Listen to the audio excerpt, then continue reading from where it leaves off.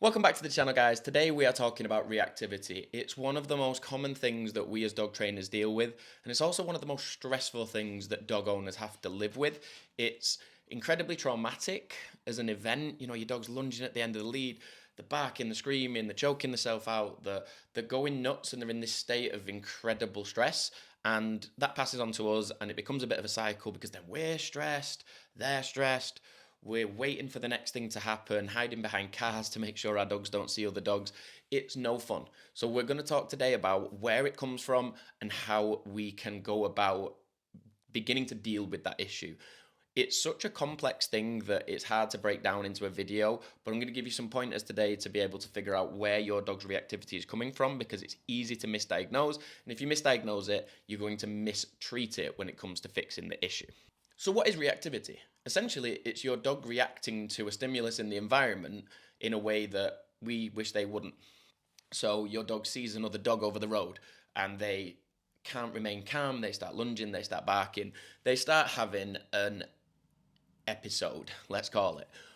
However, it can come from a bunch of different places. So, I'm just going to talk about where they come from first, and then we can look at how to appropriately structure a plan to deal with the behavior later. So, there are three types of reactivity. I'm only going to really touch on two. One of them is just flat out aggression. Dogs that just want to cause damage to stuff. They're just looking for a scrap. They're looking to cause harm.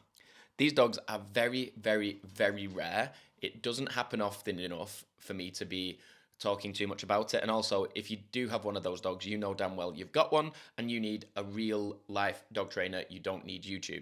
So if you feel like that's your dog, stop watching this and start looking for a reputable dog trainer in your area that has proof that they can get results, because this is not something that YouTube can help you with. However, the other two types of reactivity, we can give you a lot of guidance on that. So, first type of reactivity I'm going to talk about is fear and nervous based reactivity. So, this is exactly what it sounds like. Your dog does not like having other dogs near it, it does not like having people near it, and it is kicking off ahead of time to create space. So our dog wants space from that thing. They begin to boot off and kick off and cause all of the episode that they're causing. And hello, buddy. Hey, pal. You're not reacting, are you? No, can't be arsed with it, can you? So our dog sees the thing in the environment and they begin to start kicking off. What happens then is we take them away from whatever it is that they were kicking off at. So they've been rewarded with space. And a lot of dogs, they get to this point because subtle body language wasn't working. It wasn't getting the message across to you as the owner or as whoever was handling them, the dog walker or dogs in the daycare, for example. They were trying to be subtle about it. They were giving off little tells that they weren't comfortable. Those tells got missed, and then our dog decided one day, no, fine, bang, and they kick off. We then go, oh God. And the first thing we do naturally is remove our dog from the situation, which is exactly what they wanted. So our dog now is aware that, oh, if I want space, I just have to cause a bit of a riot. So they then learn to do that earlier and earlier and earlier, and they realize that I don't have to have anything near me if I don't want. All I have to do is kick off. So the behavior gets reinforced. The second type of reactivity, and usually the more common, is frustration. Now, this sometimes gets misdiagnosed as nervousness because we just assume, oh, our dog's scared of them. But often it's kind of the opposite. So you get a dog that has had lots of on lead greetings with other dog. They've maybe been let off lead a lot too early before they were ready, and they're really, really into playing with other dogs. Or they go to daycare and they're inadvertently sort of learning how much fun it is to play with other dogs, but then they struggle to exist calmly around them. So our dog sees another dog, starts to pull towards them. We pull back, which adds frustration. Pulling back on a dog just adds frustration. We pull back to stop them going over because that dog's over the road, or that dog doesn't want them to come over, or the owner says no, or whatever. We can't go over. Our dog feels this frustration and starts to wind, wind, wind, wind, and then they explode. And then they begin to pair the feeling of frustration with seeing other dogs, and then they kick off because they are frustrated at the lead. This is textbook for dogs that go to daycare very often, dogs that were over socialized as puppies, or dogs that just love to play with other dogs too much, or that love attention from people too much. So you get fear and you get frustration. This also goes for like border collies that are chasing traffic, that are herding traffic and trying to lunge at traffic.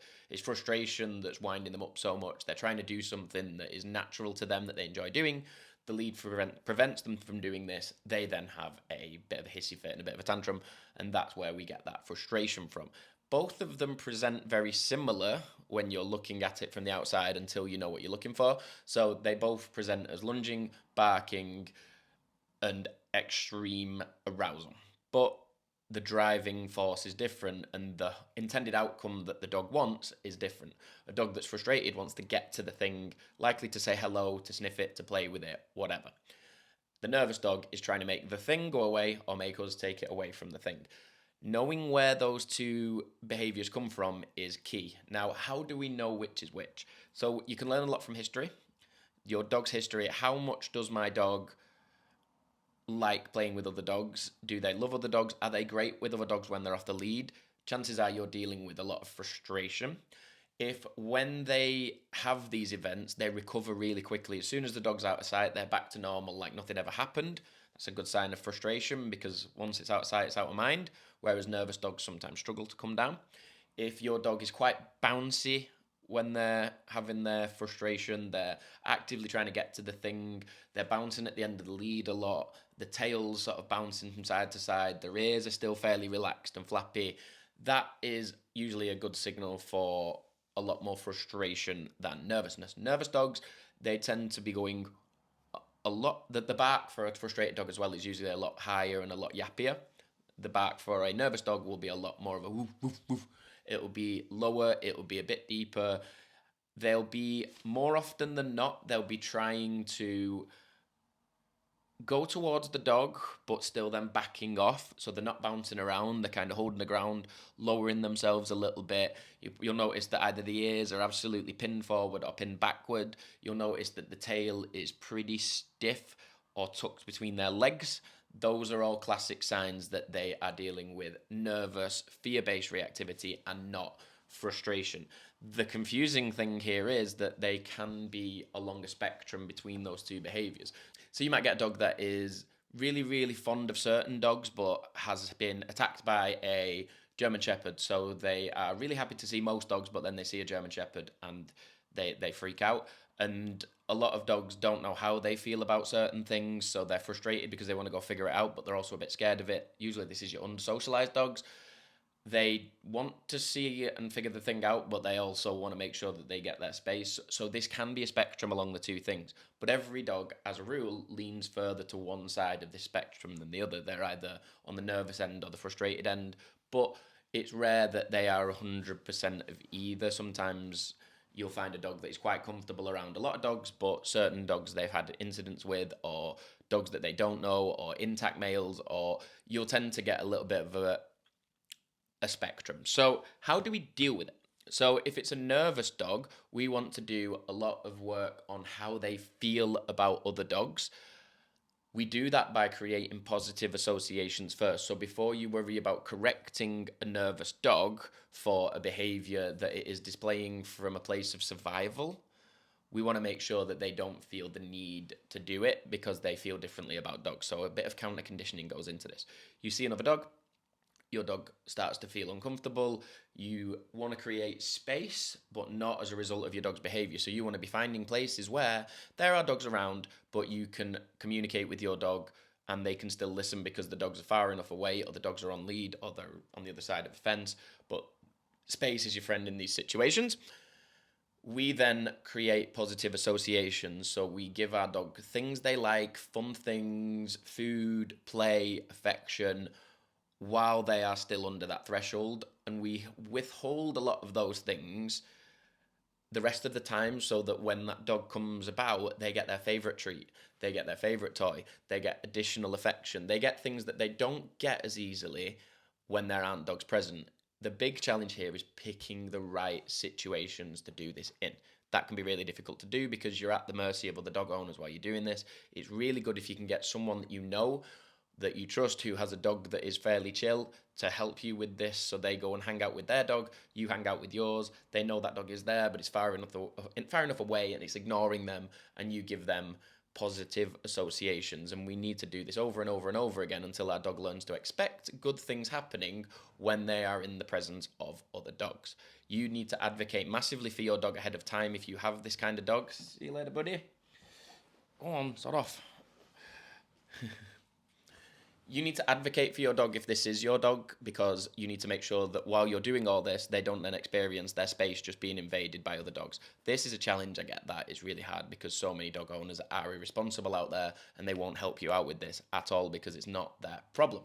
The frustrated dog, it's similar. However, we are more likely to correct this kind of dog and give them feedback that is negative because essentially they're just throwing a tantrum, and they really need to learn that what they are doing isn't going to get them what they're looking for. So sometimes this can just be a case of a quick correction on the lead. It can be a verbal correction. It depends what your dog is going to respond to. Every dog's different, and this is where this video won't go into that too much because obviously I don't know your dog and I don't want you to tell you to put a slip lead on and give your dog a massive correction on them if they are the kind of dog that is going to be really, really affected by that. But also I don't want you to tell you to give your dog a verbal correction if they don't care about that. So that's where you need a dog trainer to help you figure out what the right level of correction is for your dog, and whether that be physical, verbal, whatever. We want to teach them that that behavior does not get them the outcome that they are looking for. They are looking for closing space towards that dog. They want to get near that dog. They want to be in and around that dog's space. We need to teach them that that's just not inappropriate. We're basically teaching them to just be a normal member of society. A normal member of society does not go down the street running over to everyone they see, talking to everyone they see, touching everyone they see, and sniffing everyone's ass that they see. So we need to make sure that our dog is capable of doing the same. On the other side, that nervous dog, we have a little bit more empathy. We want to kind of be aware that what they are doing isn't coming from a place of throwing a tantrum.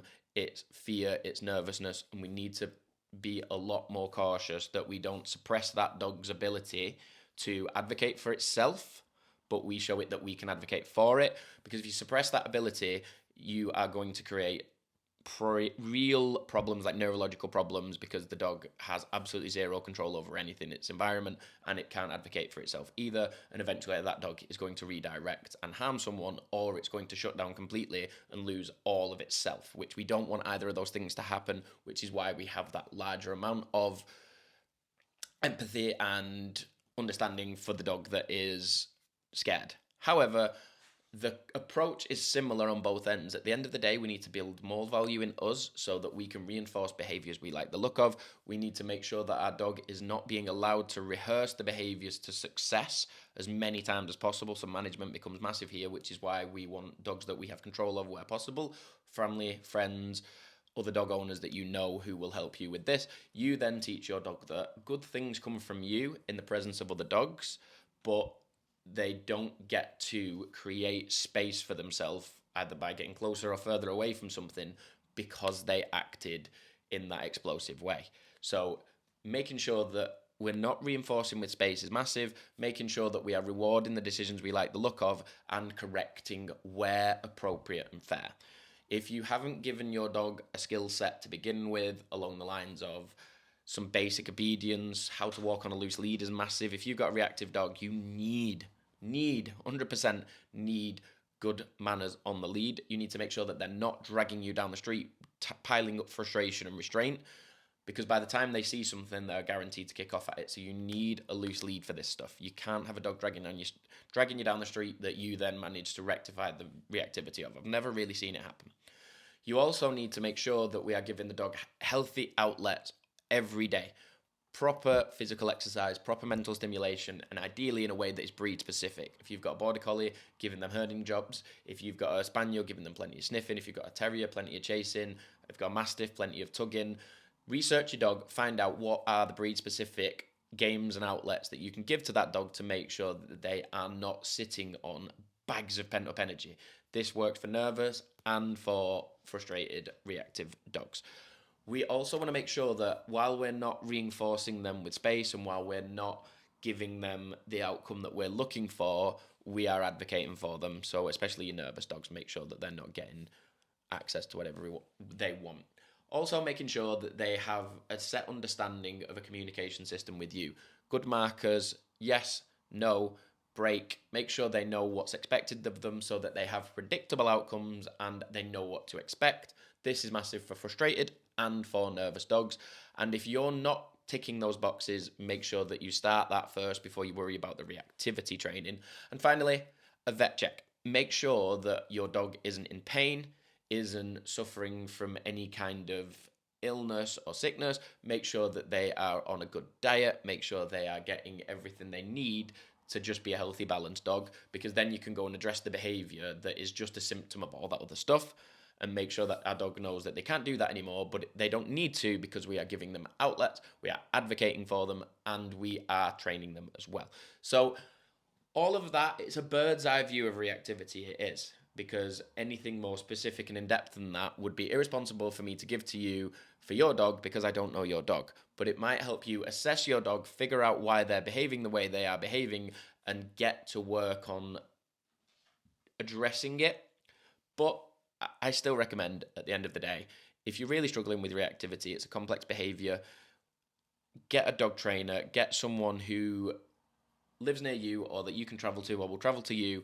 Check that they've got results of dealing with a case similar to yours. Most dog trainers will be happy to share this with you if they are actually good enough to get the results. If they're not good enough to get the results, you might find that they're like, oh, well, we don't have any videos or we don't have any testimonials. Don't worry about them. Move on, find the next one. Find someone that can show you that they can do what it is that you need from them. If they can't show you that they have those results, they're not the dog trainer for you. Move on. If they can, great, go with them. Check the referrals and testimonials about them. Check the results and the footage and the proof that they're putting out. Make sure that they've got results, and then have them help you reach the outcome you're looking for. But I really hope that this was useful for you guys. I hope that you learned something about reactivity and how to deal with it, and I hope that you get where you're trying to go with your dog, and we will see you in the next video. Cheers, guys.